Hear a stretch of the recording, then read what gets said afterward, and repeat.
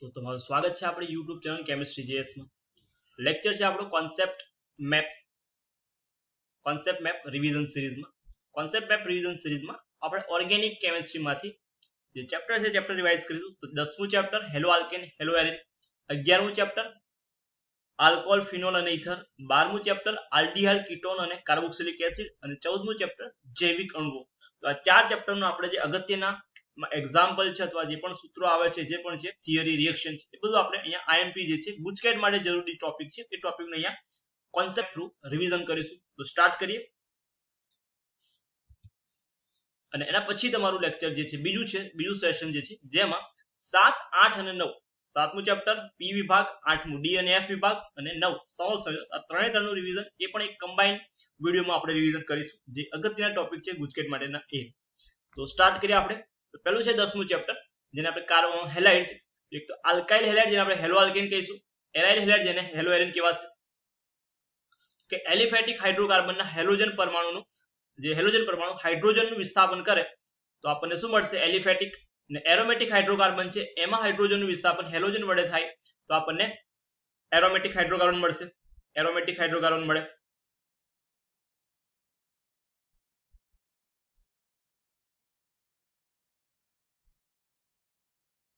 એનું વર્ગીકરણ, તો વર્ગીકરણમાં છે તો હેલોજન પરમાણુની સંખ્યાના આધારે જો એક હેલોજન હશે તો મોનો કહેવાશે, બે હેલોજન છે તો ડાઈ કહેવાશે, ત્રણ છે તો ટ્રાઈ અને એક છે તો પોલી કહેવાશે. હવે જો હેલોજન ધરાવતો કાર્બન sp3 હોય તો એના આધારે વર્ગીકરણ થાય આલ્કાઇલ હેલાઇડ, જેમાં પ્રાથમિક આવે. હેલોજન ધરાવતો કાર્બન બીજા એક કાર્બન સાથે તો પ્રાથમિક, હેલોજન ધરાવતો કાર્બન બીજા બે કાર્બન સાથે દ્વિતીયક અને ત્રણ કાર્બન સાથે તેને તૃતીયક કહેવાશે. એલાઇલિક તો કે હેલોજન ધરાવતો કાર્બન એના પછીનો કાર્બન જે છે હેલોજન પછીનો કાર્બન એ ડબલ બોન્ડ વાળો હોય એટલે કે sp2 સંકરણ વાળો હોય તેને એલાઇલિક કહેવાશે. બેન્ઝાઇલિકમાં તો હેલોજન ધરાવતો કાર્બન એ બેન્ઝીન રિંગ સાથે જોડાયેલો હોય, બેન્ઝીન રિંગ સાથે જોડાયેલો હોય તેને બેન્ઝાઇલિક હેલાઇડ કહેવાશે. sp2 સંકરણ ધરાવતા સંયોજન તેમાં વિનાઇલિક આવે અને એરાઇલ આવે. વિનાઇલિકમાં તો કે હેલોજન ધરાવતો કાર્બન એ પોતે કેવો હોય? ડબલ બોન્ડ વાળો એટલે કે sp2 સંકરણ વાળો હોય એને વિનાઇલિક કહેવાશે. એરાઇલમાં તો હેલોજન છે ડાયરેક્ટ બેન્ઝીન રિંગ સાથે અટેચ હોય એટલે કે એરોમેટિક રિંગ સાથે અટેચ હોય તો એને એરાઇલ હેલાઇડ કહેવાશે. તો એનું વર્ગીકરણ થશે. નેક્સ્ટ ટોપિક હવે આઈયુપીએસી નામ, તો નામ અહીંયા ઉદાહરણ લખેલા છે આપણે. તો કે તૃતીયક બ્યુટાઇલ છે અને દ્વિતીયક બ્યુટાઇલ કહેવાશે. હેલોજન ધરાવતો કાર્બન બીજા બે કાર્બન દ્વિતીયક બ્યુટાઇલ ક્લોરાઇડ, એનું આઈયુપીએસી નામ લખો તો 2 નામ લખેલા છે બરાબર. નિયોપેન્ટાઇલ, આનું નામ છે આપણે વિનાઇલ ક્લોરાઇડ જેને ક્લોરોઇથિન કહેવાશે. આને કહેવાશે હેલોજન ધરાવતો કાર્બન પછીનો છે એટલે એલાઇલિક બ્રોમાઇડ કહેવાશે. આઈયુપીએસી નામ 3 બ્રોમો પ્રોપીન કહેવાશે. ઓર્થોક્લોરોટોલ્યુઇન, પછી એને બેન્ઝાઇલ ક્લોરાઇડ કહેવાશે. આઈયુપીએસી નામ ક્લોરોફિનાઇલ મિથેન, ક્લોરોફિનાઇલ અને મિથેન કહેવાશે. બાકીનું નામ છે મિથિલિન ક્લોરાઇડ અને ડાઇક્લોરોમિથેન. CH3 જેને ક્લોરોફોર્મ કહેવાય, જેનું આઈયુપીએસી નામ લખું તો ટ્રાઇક્લોરો બ્રોમોફોર્મ, તો ટ્રાઈ CCl4 કાર્બન ટેટ્રાક્લોરાઇડ અને ટેટ્રાક્લોરોમિથેન કહેવાશે. અને જે છે નામ લખેલા. નેક્સ્ટ હવે હેલો આલ્કેન સંયોજન છે બનાવટ, તો આલ્કોહોલમાંથી થાય. આલ્કોહોલમાંથી PX3 સાથે પ્રક્રિયા કરી, PX5 સાથે પ્રક્રિયા કરી, લાલ ફોસ્ફરસ સાથે HI જે છે એમાં, અને SOCl2 જેમાં SOCl2 વાળી નિપજ સૌથી સારી કેમ જેમાં બનતો છે એક તો SO2 ગેસ બને અને બીજો HCl બને જે સહેલાઈથી દૂર થાય માટે જે નિપજ છે કઈ તો SO2 વાળી સારી. હાઇડ્રોકાર્બનમાંથી તો કે આલ્કીનમાંથી બનાવી શકાય અને આલ્કેન અને આલ્કીનમાંથી એ રીતે તો હાઇડ્રોજન હેલાઇડ એટલે HX ઉમેરી અને બીજું હેલોજન ઉમેરી એટલે કે X2 ઉમેરી બનાવી શકાય. હેલોજન વિનિમય પ્રક્રિયામાં ફ્રિન્કલસ્ટેન પ્રક્રિયા દ્વારા અને સ્વાર્ટ્ઝ ફ્રિન્કલસ્ટેન પ્રક્રિયામાં તમને આયોડો આલ્કેન બને અને સ્વાર્ટ્ઝ પ્રક્રિયામાં ફ્લોરો આલ્કેન બનશે. આયોડો આલ્કેન વાળી ફ્રિન્કલસ્ટેન અને ફ્લોરો આલ્કેન વાળી નિપજ છે ને સ્વાર્ટ્ઝ પ્રક્રિયા કહેવાશે. હવે હેલો આલ્કેન છે એની કેન્દ્રાણુકીય પ્રક્રિયામાં, તો કેન્દ્રાણુકીય પ્રક્રિયા હેલો આલ્કેન સાથે પ્રક્રિયા કરે નિપજ મળે. તેમાં અલગ અલગ જે નિપજ છે આપણે તો પ્રક્રિયક NaOH છે પ્રક્રિયક તરીકે OH માઇનસ જે છે જેમાંથી નિપજ આલ્કોહોલ મળશે. H2O છે તેમાં પ્રક્રિયક તરીકે H2O છે કેન્દ્ર અનુરાગી પ્રક્રિયક તરીકે. વિસ્થાપિત નિપજ જે મળે એ પણ આલ્કોહોલ મળે. NOR જે છે જેમાં RO માઇનસ છે કેન્દ્ર અનુરાગી પ્રક્રિયક તરીકે વર્તે અને ROR જે આપણે ઈથર કહેવાય. NI છે જેમાં I કેન્દ્ર અનુરાગી પ્રક્રિયક તરીકે વર્તે જેમાં RI એટલે કે આલ્કાઇલ આયોડાઇડ છે. NH3 તો NH3 પ્રક્રિયક તરીકે વર્તે જેમાં RNH2 પ્રાથમિક મળે દ્વિતીયક તૃતીયક. KCN છે તો KCN માં CN- જેમાં તમને સાયનાઇડ મળશે, નાઇટ્રાઇલ મળશે અથવા સાયનાઇડ કહેવાશે. જ્યારે AgCN માં AgCN જે છે પ્રક્રિયક તરીકે વર્તશે, જેમાં N થી અટેચ થશે એટલા માટે આઇસોસાયનાઇડ મળશે. તો KCN માં યાદ રાખવું તમને સાયનાઇડ નિપજ મળે છે, જ્યારે AgCN માં તમે આઇસોસાયનાઇડ નિપજ તરીકે મળે. એવી રીતે KNO2 અને AgNO2 માં યાદ રાખવા છે, KNO2 માં અટેચ થશે ઓક્સિજન થી એટલા માટે મળશે RONO એટલે કે આલ્કાઇલ નાઇટ્રાઇટ મળે છે, જ્યારે AgNO2 માં NO2 થી અટેચ થાય માટે નાઇટ્રો મળે છે. તો આ તમારે યાદ રાખો nitro alkane. KCN, AgCN, KNO2 and AgNO2 આ તમારી છે નિપજ છે. બાકી નિપજ આપેલી છે સિલ્વર એસિટેટ, સિલ્વર કાર્બોક્સિલેટ માં તો RCO માઇનસ છે પ્રક્રિયક તરીકે, જેમાં એસ્ટર નિબંધ મળે. લિથિયમ એલ્યુમિનિયમ હાઇડ્રાઇડ જેમાં H છે કેન્દ્ર અનુરાગી પ્રક્રિયક તરીકે, જેમાં RH એટલે કે હાઇડ્રોકાર્બન મળે, અને ધાતુ R જે RR એટલે કે આલ્કેન મળે. આ તમારી કેન્દ્ર અનુરાગી પ્રક્રિયક જે છે એની નિપજ, જેમાં AgCN, KCN જે છે આપણે યાદ રાખવાનું ઇમ્પોર્ટન્ટ. હવે કેન્દ્ર અનુરાગી વિસ્થાપન પ્રક્રિયા SN1 અને SN2 જેને દ્વિઆણ્વીય પ્રક્રિયા કહીએ છીએ આપણે, SN1 જેને એક આણ્વીય પ્રક્રિયા કહીએ છીએ.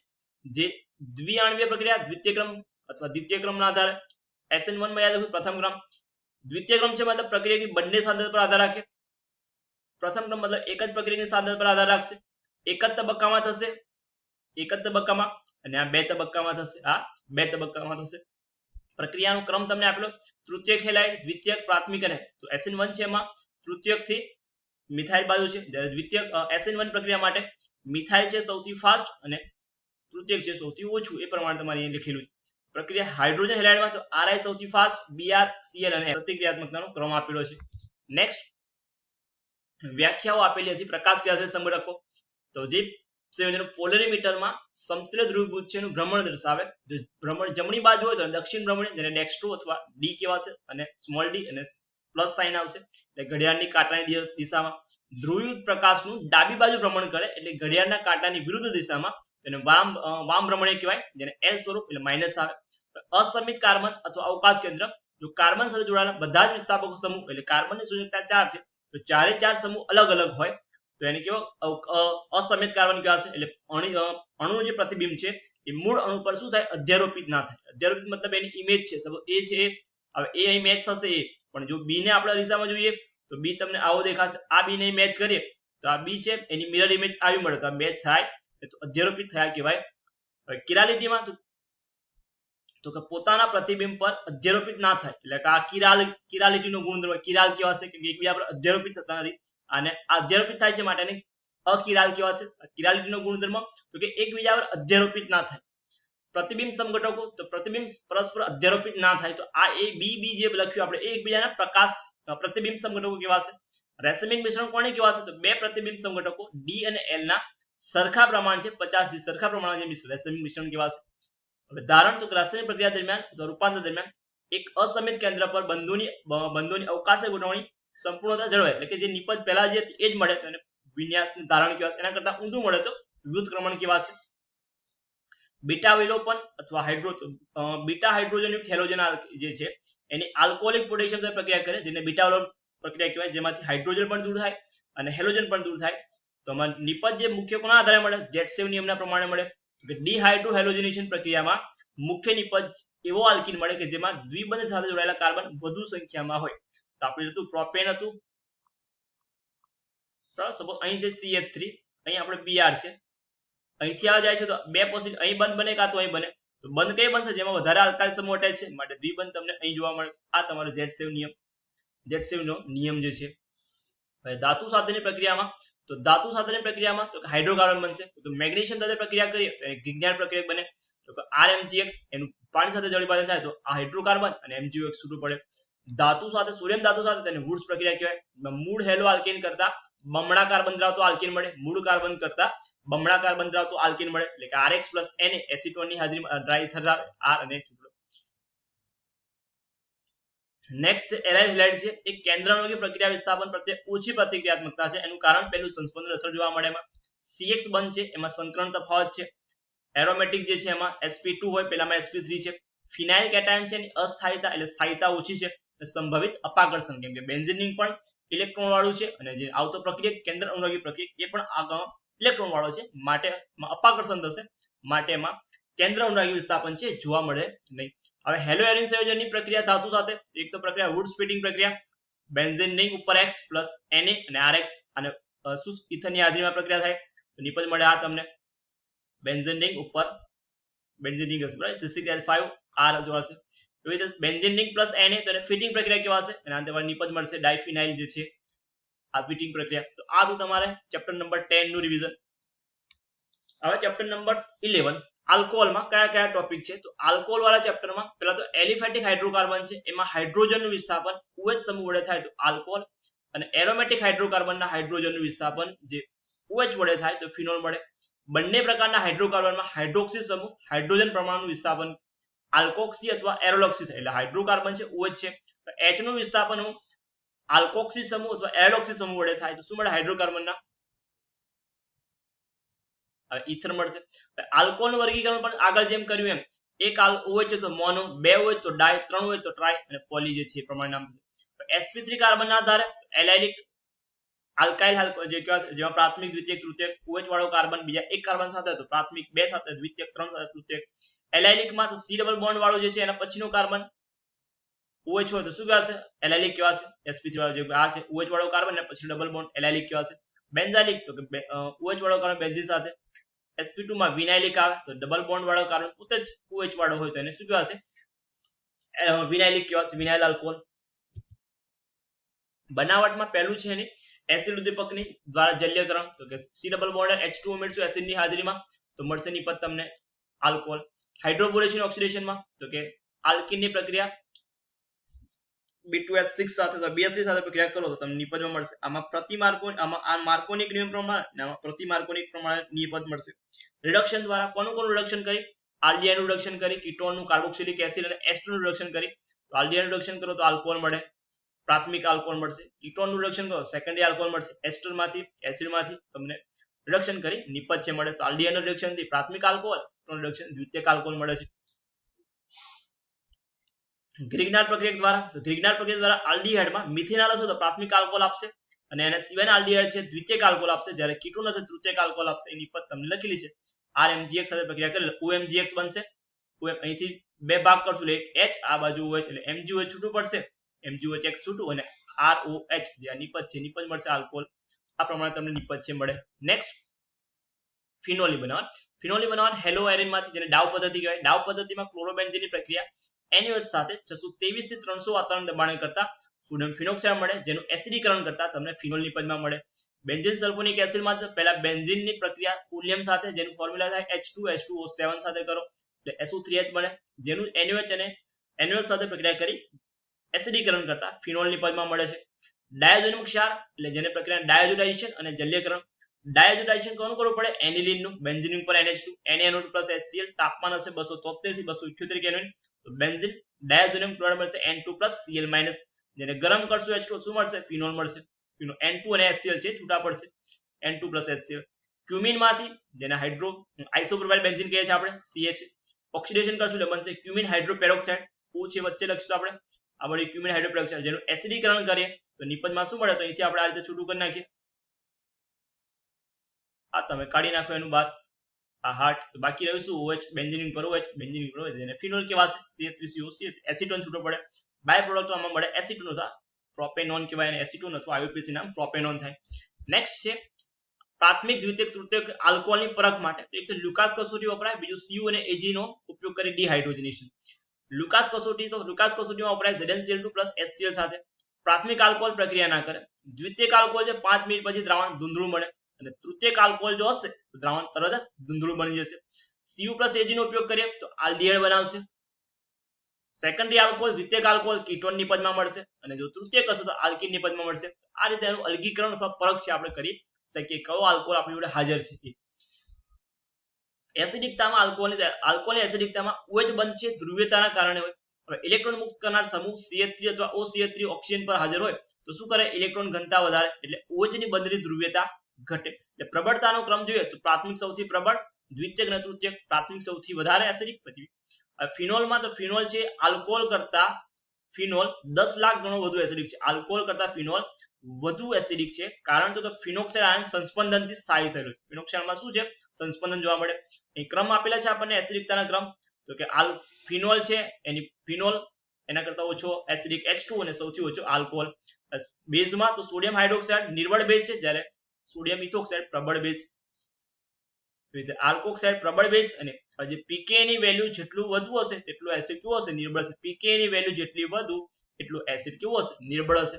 નેક્સ્ટ પ્રક્રિયાઓમાં તો કે આલ્કોહોલ અને ફિનોલના સંયોજનની કાર્બોક્સિલિક એસિડ સાથે પ્રક્રિયા કરીએ, એસિડ ક્લોરાઇડ સાથે અથવા એનહાઇડ્રેટ સાથે પ્રક્રિયા કરો તો નિપજમાં તમને એસ્ટર મળશે. તો આલ્કોહોલ અથવા ફિનોલની પ્રક્રિયા એસિડ સાથે થાય, એસિડની તમને શું મળે? નિપજમાં એસ્ટર મળશે. હવે આલ્કોહોલનું ઓક્સિડેશન, પ્રાથમિક આલ્કોહોલનું ઓક્સિડેશન થાય તેમાંથી મળશે આલ્ડીહાઇડ અને આગળ ઓક્સિડેશન થાય કાર્બોક્સિલિક એસિડ. જો મારે ખાલી આલ્ડીહાઇડ લાવવો હોય તો એમાં પીસીસી જે પિરિડિનિયમ ક્લોરોક્રોમેટ નો ઉપયોગ કરશું, આલ્ડીહાઇડ મળશે. સેકન્ડરી આલ્કોહોલ છે એનો CrO3 સાથે પ્રક્રિયા કરું તેમાં કીટોનમાં રૂપાંતર પામે. તૃતીયક આલ્કોહોલ છે ઓક્સિડેશન પ્રક્રિયા અનુભવતો નથી અથવા નિપજ મળતી નથી. ફિનોલની પ્રક્રિયામાં તો ફિનોલ માટે છે નાઇટ્રેશન કરો તો નાઇટ્રેશનમાં મંદ HNO3 હશે તો ઓર્થોનાઇટ્રોફિનોલ અને પેરાનાઇટ્રોફિનોલ મળશે. જ્યારે સાંદ્ર એમાં કઈ પદ્ધતિથી તો વરાળ નિષેધન દ્વારા, જેમાં ઓર્થો વાળું છે સહેલાઈથી દૂર થશે. સાંદ્ર HNO3 સાથે તો 2,4,6 ટ્રાઇનાઇટ્રોફિનોલ જેને પિક્રિક એસિડ કહેવાશે. 2,4,6 ટ્રાઇનાઇટ્રોફિનોલ જેને બેન્ઝીન રિંગ પર OH અને NO2 આવશે. તો આની કહેવાશે 2,4,6 ટ્રાઇનાઇટ્રોફિનોલ જેને આપણે પિક્રિક એસિડ કહેવાશે. તો આ પિક્રિક એસિડ મળશે ક્યારે? તો કે સાંદ્ર HNO3 સાથે પ્રક્રિયા કરો ત્યારે. બ્રોમિનેશનમાં પણ સેમ છે. બ્રોમિનેશનમાં કાર્બન ડાઇસલ્ફાઇડમાં Br2 વાપરશું આપણે તો પેરાબ્રોમો નિપજ એટલે કે ઓર્થોપેરા નિપજ મળશે. પણ જો બ્રોમિન જળ સાથે પ્રક્રિયા કરું તો 2,4,6 ટ્રાઇબ્રોમોફિનોલ મળે. બ્રોમિન સાથે 2,4,6 ટ્રાઇબ્રોમોફિનોલ.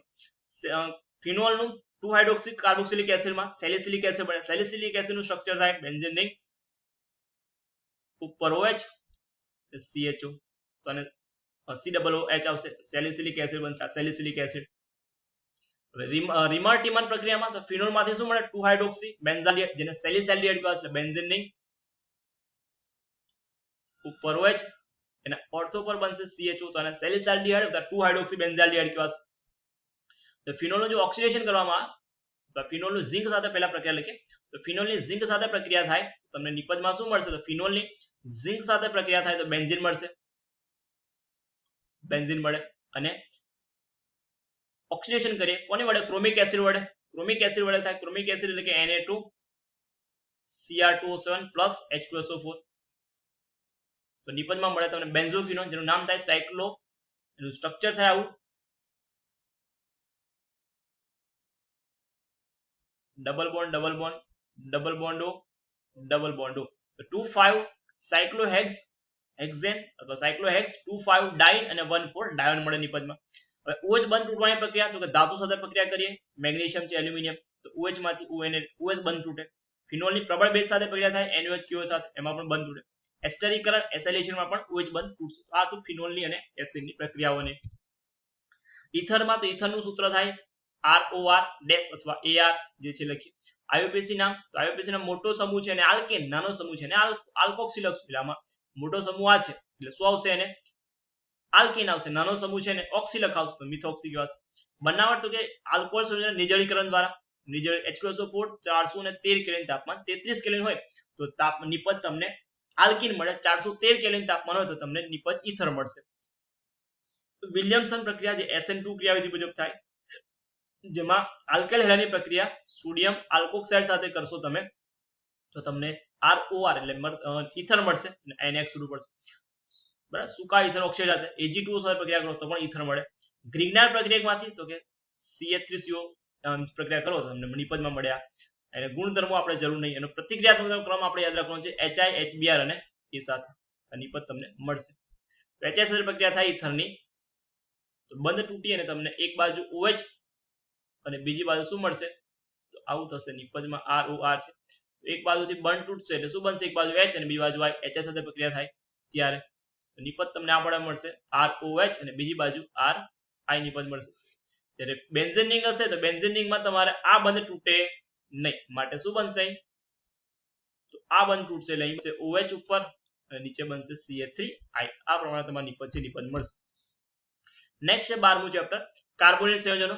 કાર્બોનેટ સંયોજનો જેમાં કાર્બોનિલ સમૂહ છે C ડબલ બોન્ડ કાર્બોનિલ સમૂહ જેને કહેવાય જેમાં sp2 સંકરણ હોય એમાં આલ્ડીહાઇડ હોય RCHO આવે RCOR જેને કીટોન કહીએ છીએ RCOOH કાર્બોક્સિલિક એસિડ.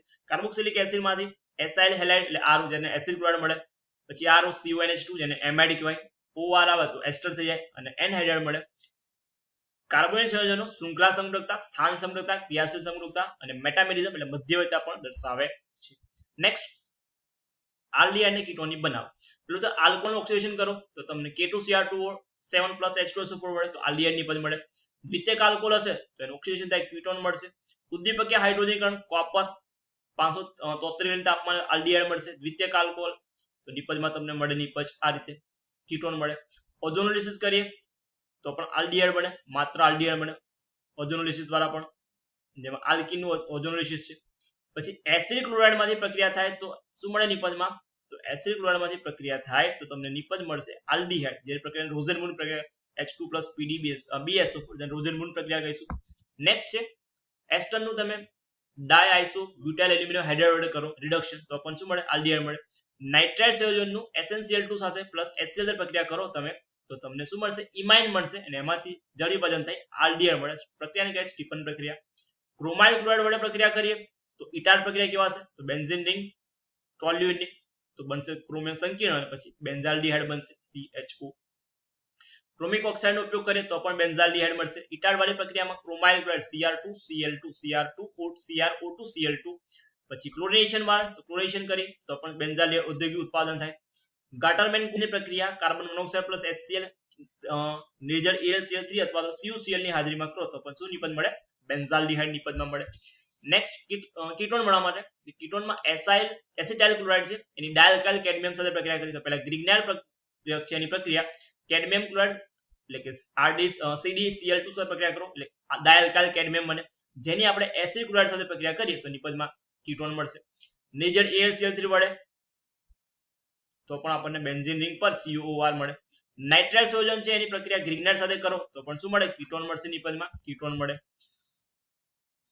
આલ્ડીહાઇડ કીટોનનું વર્ગીકરણ ટોલેન્સ પ્રક્રિયા દ્વારા, ફેલિંગ પ્રક્રિયા અને બેન્ડિક દ્રાવણ વડે થઈ શકે. હવે આલ્ફા હાઇડ્રોજન ધરાવતો આલ્ડીહાઇડ અથવા કીટોન હશે તો શું થશે? એમાં આલ્ફા હાઇડ્રોજન ધરાવતો ના હોય તો એમાં કીટોનની સાંદ્ર બેઝ સાથે પ્રક્રિયા થાય. કેની જરૂર પ્રક્રિયા આપે? જ્યારે મંદ બેઝની હાજરીમાં આલ્ડોલ સંગ્રહ પ્રક્રિયા આપશે. કઈ કઈ કેન્દ્રઓની પ્રક્રિયા? તો કે HCN પછી NHSO3 જેને આપણે સોડિયમ હાઇડ્રોસલ્ફાઇડ કહેવાય. ગ્રિગ્નાર્ડ પ્રક્રિયા આલ્કોહોલનું જેમાં એસિટાલ અને કીટાલ નિપજમાં મળે છે. એમોનિયામાંથી જેમાંથી આપણે થેલિહાઇડ વાળું જે છે એમાઇડ સંયોજન છે. તો આ તો તમારે નેક્સ્ટ છે આલ્ડીહાઇડ અને કીટોનનું રિડક્શન. તો આલ્ડીહાઇડ અને કીટોન રિડક્શન સામાન્ય રિડક્શન થાય લિથિયમ એલ્યુમિનિયમ હાઇડ્રાઇડ અથવા સોડિયમ બોરોહાઇડ્રાઇડ તો તમને આલ્કોહોલ નિપજમાં મળશે. પણ જો રિડક્શન ક્લેમન્સ રિડક્શન હશે તો નિપજમાં તમને હાઇડ્રોકાર્બન મળશે એટલે કે ZnHg HCl. તો ક્લેમન્સ રિડક્શન કેવા હશે? વુલ્ફ ક્રિસ્ટલ હશે તો NH2 હાઇડ્રોજન KOH અને ઇથિલિન ગ્લાયકોલ હશે તો વુલ્ફ ક્રિસ્ટલ રિડક્શન કેવા છે? જેમાં હાઇડ્રોકાર્બન નિપજ મળશે. આલ્ડીહાઇડ કીટોન ઓક્સિડેશન સામાન્ય ઓક્સિડેશન કરતા જેવું કે HNO3 છે, KMnO4, K2Cr તો તમને એસિડ જે છે મળે. મંદ ઓક્સિડેશન કરતા જેમાં ટોલેન્સ પ્રક્રિયા અને ફેલિંગ પ્રક્રિયા. કાર્બોક્સિલિક એસિડ સમૂહ COOH C12C18 જેને ફેટી એસિડ સંયોજન કહે છે, જે કુદરતી ચરબીમાં ગ્લિસરોલના એસ્ટર છે. પ્રાથમિક આલ્કોહોલમાંથી બનાવી શકાય, આલ્ડીહાઇડમાંથી બનાવી શકાય, આલ્કાઇલ બેન્ઝીનમાંથી બનાવી શકાય જેનું KMnO4 સપોઝ CH3 તો બનશે પહેલા શું? તો CH3 તો પહેલા બને COOK બેન્ઝીન રિંગ પર અને એમાંથી પણ તમને બેન્ઝીન રિંગ ઉપર COOK બને. એમાઇડ અને નાઇટ્રાઇલ સંયોજનથી ગ્રિગ્નાર્ડ પ્રક્રિયા સૂકા બરફની ગ્રિગ્નાર્ડ પ્રક્રિયા સાથે C double bond O plus RMGX દ્વારા પણ બનાવી શકાય. પછી એસિડ હેલાઇડ એનહાઇડ્રાઇડ સંયોજનના જળ વિભાજન અને એસ્ટરના જળ વિભાજનથી તમને નિપજ મળે છે કાર્બોક્સિલિક એસિડ મળે. સ્વભાવ કેવો? તો એસિડિક સ્વભાવ છે, હાઇડ્રોજન મુક્ત કરે. પછી બેઝ સાથે ક્ષાર બનાવે. નિર્બળ બેઝ કાર્બોનેટ અને હાઇડ્રોજન કાર્બોનેટ સાથે કાર્બન ડાયોક્સાઇડ મુક્ત કરે. આલ્ફા કાર્બનની S લાક્ષણિકતા ટકાવારી વધતા શું કરે? એસિડિકતા વધે એટલે કે ઇલેક્ટ્રોન આકર્ષક સમૂહ એટલે કે EWG એસિડિકતા વધારશે. જ્યારે EDG છે EWG એટલે કે ઇલેક્ટ્રોન આકર્ષક સમૂહ અને ઇલેક્ટ્રોન દાતા સમૂહ હોય તો એસિડિકતા ઘટાડશે. જેમ pK નું મૂલ્ય જેટલું ઓછું તેમ પ્રબળતા વધુ આવશે. એનહાઇડ્રાઇડ ની બનાવટ તો એનહાઇડ્રાઇડ ની RCOH P2O5 હશે. P2O5 ગરમ કરે શું બને?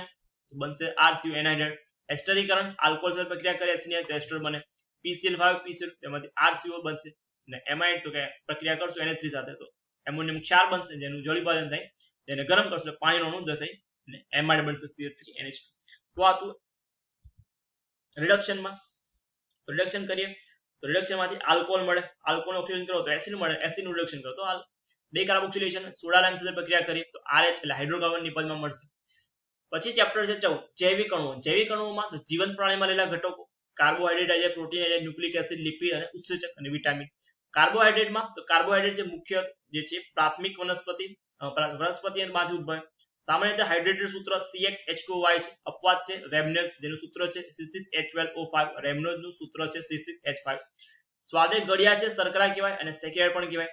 શેરડી આવી જાય, શર્કરા છે, ગ્લુકોઝ, સ્ટાર્ચ. નેક્સ્ટ છે વર્ગીકરણ. વર્ગીકરણમાં તેનું જળ વિભાજનના આધારે જળ વિભાજન કરતા એક પણ મોનોસેકેરાઇડ એક પણ એકમ ના મળે, જળ વિભાજન ના થાય તો એને મોનોસેકેરાઇડ કહેવાય, જેમાં ગ્લુકોઝ, ફ્રુક્ટોઝ અને રિબોઝ આવશે.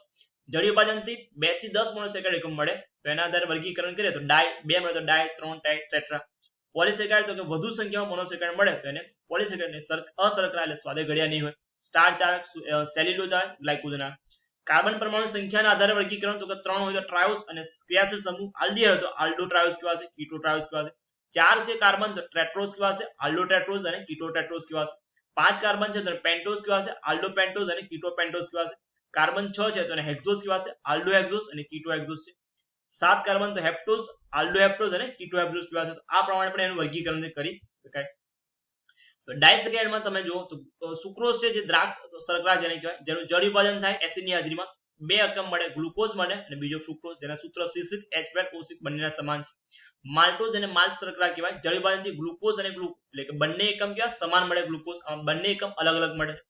લેક્ટોઝ જે દૂધમાંથી મળે, દૂધમાંથી શર્કરા છે જેને લેક્ટોઝ, સૂત્રો બધાના સેમ જ છે C12H22O11, જેમાંથી ગ્લુકોઝ અને ગેલેક્ટોઝ મળશે. ગ્લુકોઝ અને આમાં ગ્લુકોઝ અને ફ્રુક્ટોઝ, ગ્લુકોઝ અને ગ્લુકોઝ મળે બંને એકમ, ગ્લુકોઝ અને ગેલેક્ટોઝ મળે.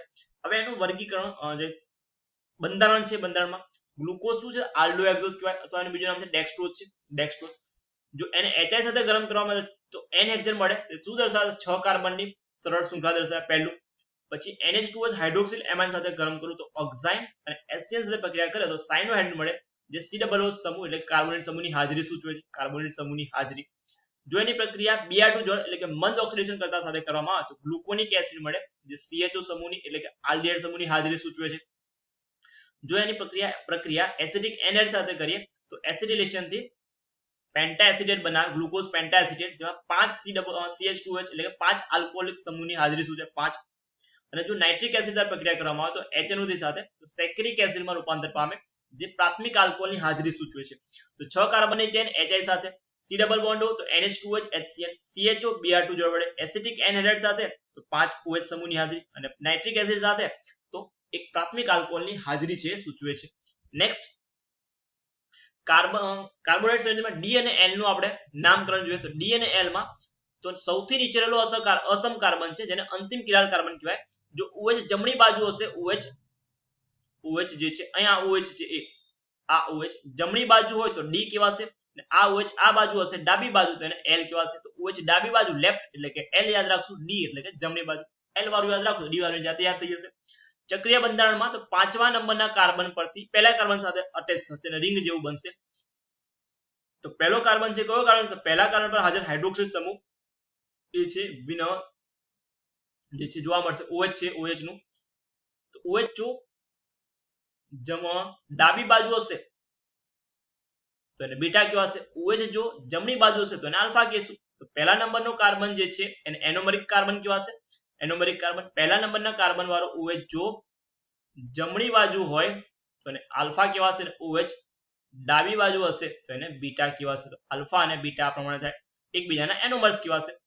કાર્બનમાં 1 2 3 4 અને 5 તો 5 કાર્બન એક ઓક્સિજન વાળી જે રિંગ છે એને કહેવાશે પાયરીન કહેવાશે, એટલે ગ્લુકોપાયરેનોસ કહેવાશે અને ગ્લુકોપાયરેનોસ આલ્ફા અને બીટા, આલ્ફા અને બીટા. પહેલા વાળું OH નીચે હોય, જમણી બાજુ વાળું નીચે લખાશે, ડાબી બાજુ વાળું ઉપર લખાશે, એટલું યાદ રાખવાનું. ડાબી બાજુ વાળું બીટા થશે અને જમણી બાજુ વાળું આલ્ફા થશે. પ્રોટીનમાં તો પ્રોટીન છે જીવંત પ્રણાલીમાં વિપુલ પ્રમાણમાં મળી આવે, જેમાં દૂધ આવે, ચીઝ છે, કઠોળ, મગફળી, માછલી, માંસ વગેરે એના મુખ્ય સ્ત્રોત છે. બંધારણ અને મૂળભૂત કાર્ય મુખ્ય આલ્ફા એમિનો એસિડનો પોલિમર પદાર્થ છે આલ્ફા, એટલે કે જો પ્રોટીનનું જળ વિભાજન થાય તો પેપ્ટાઇડનું જળ વિભાજન કરી નાખીએ તો આગળ શું મળે એમિનો એસિડ. એટલે પ્રોટીન જળ વિભાજન છે પેપ્ટાઇડથી amino acid alpha amino acid મળશે. આલ્ફા એમિનો એસિડનું વર્ગીકરણ કરો તો NH2 સમૂહ હોય, COOH સમૂહ હોય, જેમાં RCH એટલે કાર્બોક્સિલિક સમૂહ અને NH2 વર્ગીકરણ તો કે NH2 CH બંને સરખા હોય તો તટસ્થ કહેવાશે. જો એસિડિક સમૂહ વધારે હોય એટલે કે CH વધારે સંખ્યામાં હોય તો એસિડિક કહેવાશે અને NH2 વધારે છે તો બેઝિક કહેવાશે. આવશ્યક અને બિનઆવશ્યક વર્ગીકરણમાં જેનું શરીરમાં સંશ્લેષણ થઈ શકતું હોય તેને બિનઆવશ્યક મતલબ બહારથી લેવાની જરૂર પડતી નથી આપણે, અને જેનું સંશ્લેષણ થતું નથી મતલબ બહારથી આપણે લેવો પડે અને આવશ્યક કહેવાશે. બિનઆવશ્યક આવશ્યક. ઝ્વિટર આયન ફોર્મ કરે તો એમિનો એસિડ છે જલીય દ્રાવણમાં સપોઝ H અહીંયા આવશે તો આ બનશે NH3+ અને ઉપર છે બનશે COO- તો આને કહેવાય ઝ્વિટર આયન.